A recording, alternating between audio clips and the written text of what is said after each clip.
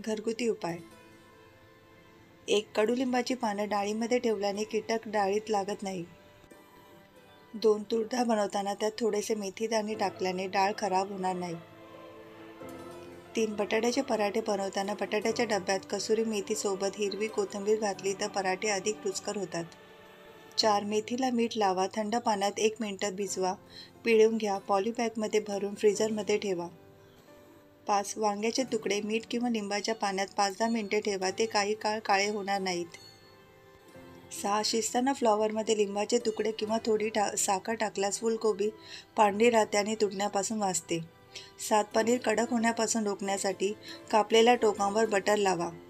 8. सफरचंद उकळताना त्यात लिंबाच्या रसाचे 2-3 थेंब टाका, ते काळे होणार नाहीत. 8. पुलाव बनवताना थोडे गाजर किसून घालावे, त्यामुळे पुलावची चव आणि गुलाबी रंग वाढेल. रवा उपमा बनवताना त्यात 1 चमचा लोणचा मसाला घातल्यास चव वाढते. 9. ओव्हन पुन्हा पुन्हा उघडू नका, यामुळे केक मध्येच बुडेल आणि स्पंज चांगला होणार नाही. 10. भरलेले पराठे मळताना त्यात थोडे बेसन घालावे, पराठे कुरकुरीत आणि चवदार होतील. 11. सर्व करताना कोथिंबीर आणि पुदिन्याच्या चटणीमध्ये लिंबू आणि मीठ घाला, यामुळे चटणीचा रंग आणि चव चांगला येईल. 12. जळलेल्या तेलात किंवा तुपात थोडे व्हिनेगर टाका किंवा झाकून ठेवा, थोडा टडकल्यानंतर गॅस बंद करून ठेवा, साफ होईल. 13. लोणच्यामध्ये वापरण्यात येणारे तेल, मसाले इत्यादी स्वच्छ व ताजे असावेत.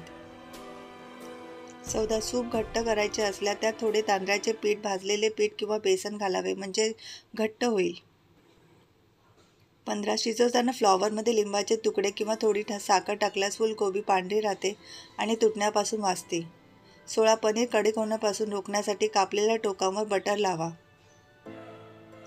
17. नूडल्स बनवताना त्यात 1 चमचा तूप घाला, ते एकत्र चिकटणार नाहीत. 18. सॅलड कापताना कधीही लोखंडी सुरी वापरू नका, नेहमी स्टील सुरी वापरा. 19. पुलाव बनवताना थोडे गाजर किसून घालावे, त्यामुळे पुलावची चव आणि गुलाबी रंग वाढेल. 20. कचोरी अधिक कुरकुरी होण्यासाठी मैद्यामध्ये थोडे घट्ट दही घाला. धन्यवाद.